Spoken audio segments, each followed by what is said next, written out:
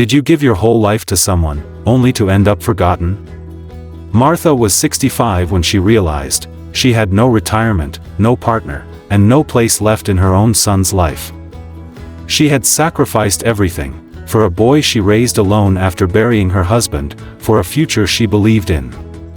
And now, at the very end of it all, she sat in silence. In a tiny apartment. In a city that didn't know her name. Invisible. But this isn't a story about giving up. This is about what happens when you decide, finally, that you're worth choosing too.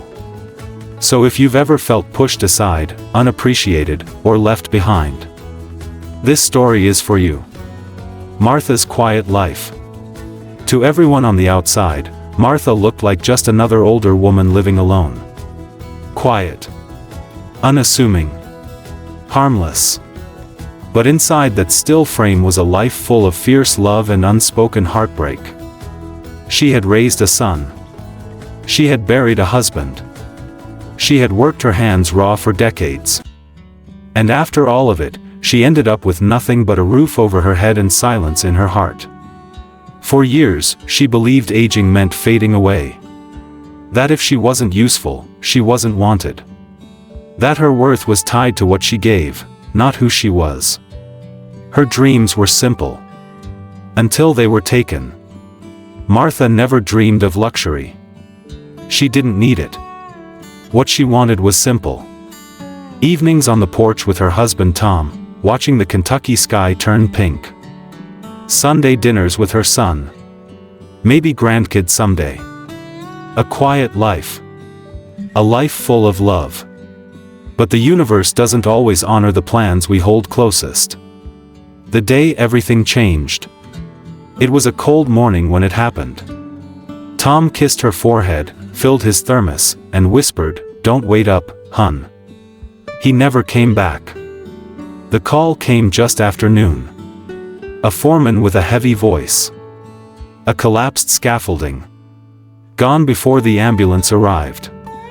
Her husband, gone in an instant. No warning. No goodbyes. Call to action, encourage interaction. Before we go any deeper, if this story touches you even a little, I ask you to please do 3 things. Subscribe to the channel so we can share more powerful stories like this. Like this video, it helps others find it. Comment below if you've ever felt forgotten, like Martha. Share this with someone who needs to hear it. And make sure to watch all the way to the end, because what happens next will surprise you. Now, back to Martha. Grieving in silence. When the call ended, Martha didn't cry. She just turned off the stew on the stove, sat at the table, and stared at the floor. The funeral was a blur, handshakes, casserole dishes, whispered condolences. But inside, she was floating, watching someone else's life collapse. A week later, a man from the construction company knocked on her door. He looked down when he handed her the check. $40,000. That's all they could give. No insurance. No fight worth fighting. It was this, or nothing. Martha's hands trembled as she folded the check. She put it in the drawer, next to Tom's wallet, his glasses, and the watch he wore every day for 20 years. She didn't tell anyone. Not even Jacob, her son. How could she say it out loud? That her husband's life had been reduced to a number smaller than a car loan? The struggle begins. Without Tom, money got tight fast. The house wasn't big, but the bills piled up: oil, groceries, taxes. She stopped buying meat. She mended clothes for neighbors. She sold eggs from the coop. She scraped together what she could, because she had one goal left: to get Jacob through school. He offered to drop out and get a job. But she wouldn't hear of it. "Your daddy wanted better for you," she told him. But deep down, she was afraid. Afraid of losing everything. Afraid of fading into the background, with no one left to carry her story forward. The sacrifice begins. Jacob was 18 when he said he wanted out. "I want to go to Chicago," he told her over breakfast. "There's work out there. I can make real money." Martha's heart broke, but she nodded. How could she say no to a child chasing his future? Before he left, she gave him $1,000 in cash. She had saved it by skipping meals and cutting every corner she could. "Don't use it unless you have to," she said. He hugged her tight, kissed her cheek, and promised to call every Sunday. At first, he did. The down payment request. Then one Sunday, his tone changed. "Mom, can I ask you something?" Rent was high. $1,000 a month, just to exist. He found a small place to buy. The bank would give him a loan, if he had a down payment.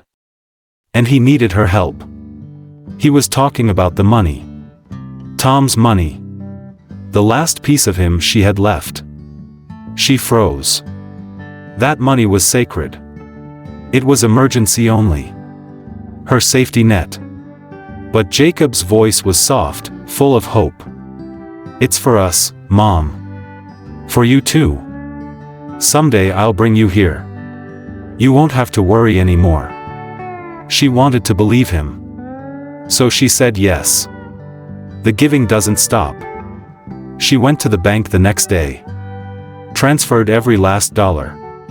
All $40,000.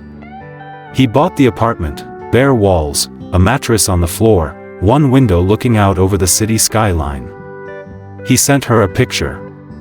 She printed it. Pinned it above her sewing machine. And looked at it every single day. She worked harder. Planted more. Raised 2 pigs instead of 1.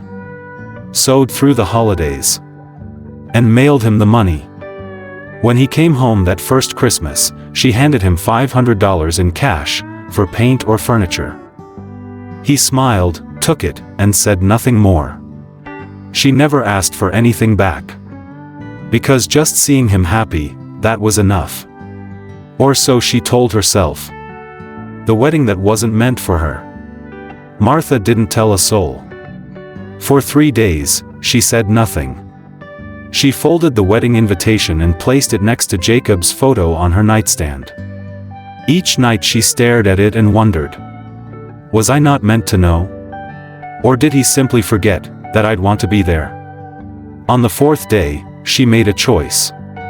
She packed her best dress, the navy blue one with the lace trim she wore to weddings and church. She booked a bus to Chicago. 12 hours. 2 transfers. She didn't care. She was going. A seat in the back row. The chapel was breathtaking. Modern. Expensive. Floor-to-ceiling windows. White roses down the aisle. Guests in pastel dresses and tailored suits filled the room with curated smiles. Martha found her name on a place card, in the last row. Back by the exit. She folded her hands in her lap and sat quietly. No one greeted her. No one asked who she was. Not even Jacob. When he walked down the aisle, she searched his face for recognition. He didn't look her way. Not once. Her eyes welled, but she blinked the tears back. She wasn't there for pity. She just wanted, for a moment, to feel like his mother again. She didn't. The reception that never saw her. At the reception, she lingered near the wall. Watching. Waiting. Hoping. Jacob danced with his bride. He toasted. He laughed with his new in-laws. Martha raised her hand once, halfway, hoping for eye contact. Nothing. She wasn't asked to join photos. Wasn't invited to the family table. Wasn't acknowledged at all. She left before dessert. Later, in a small motel room near the bus station, she sat on the edge of the bed, staring into the dark. "I don't think he saw me," she whispered. The final blow, a grandchild she didn't know. After the wedding, silence settled in. No calls. No thanks. Not even a goodbye. Then one afternoon, a neighbor knocked with casual news. Jacob's a father now, right? I heard they had a baby girl. Martha's knees went weak. He hadn't told her. No phone call. No text. Not even a picture. Her first grandchild. And she had to hear it from a stranger. The phone call that changed everything. She picked up the phone and dialed. It rang 4 times. Then a voice, his wife's. "Oh," she said flatly. "It's you." Martha's voice trembled. "I just heard about the baby. I didn't know." The reply was cold. "We've been busy. Jacob's had a lot going on." "I would have helped," Martha said. "I could have. I don't know, just been there." Silence. Then a sharp turn. "Well, if you really want to help, you can come take care of the baby. We both work. We need someone." Martha hesitated. "I'm not sure I can. My back." The voice cut her off. "If you're too old to help, maybe you shouldn't expect anything from us." And just like that, Martha became a burden. The decision that set her free. She stood in her kitchen, holding the phone like it was on fire. Her knuckles white. Her breath still. She said nothing. Just hung up. Outside, the sun poured across the floor. Birds chirped. It was an ordinary day. But inside her, something shifted. It wasn't just pain anymore. It was clarity. She had given everything, her time, her money, her heart. And in the end, she was nothing more than a tool. Something to be used, or ignored. And right then, she decided. She would not beg. She would not wait. She would not spend another year hoping for a phone call that might never come. She had lived her whole life putting others first. Now it was her turn. At first, she didn't cry. She didn't shout. She didn't even speak. She simply stopped. Stopped waiting. Stopped mailing. Stopped hoping. She looked around her home, not at what was in it, but what was missing. Tom was gone. Jacob was gone. The laughter. The dinners. The joy. Gone. Then one morning, a familiar ache in her hip made her pause. And a question rose in her mind. If not now, when? She stood, looked out at the yard, and whispered. What am I still waiting for? She didn't need an answer. That afternoon, she made a list. What she owned. What she could sell. What she needed to start over. She called a realtor. Opened a new bank account. Searched for apartments near grocery stores and libraries. Places with people. She sold the farmhouse. Donated furniture, clothes, even the good china no one ever used. She packed Tom's photo with care. Borrowed a truck. And left. Not bitter. Not broken. Just free. Her new place was small. Modest. A one-bedroom walk-up outside the city. But it had warmth. Sunlight. Quiet that didn't ache. She got a job at a local church, early morning cleaning. It paid enough for groceries, rent, and the occasional cup of coffee. She bought herself flowers every Friday. Hung a wind chime by the door. Planted herbs in windowsills. Wrote letters, to herself. She no longer waited. She no longer begged. And one night, sitting by the window with a cup of tea, she whispered, I'm still here. And that's enough. And it was. You may not have a pension. You may not have savings. You may not have anyone checking in on you. But you have you. Your stories. Your strength. Your dignity. And that is more than enough. You are not invisible.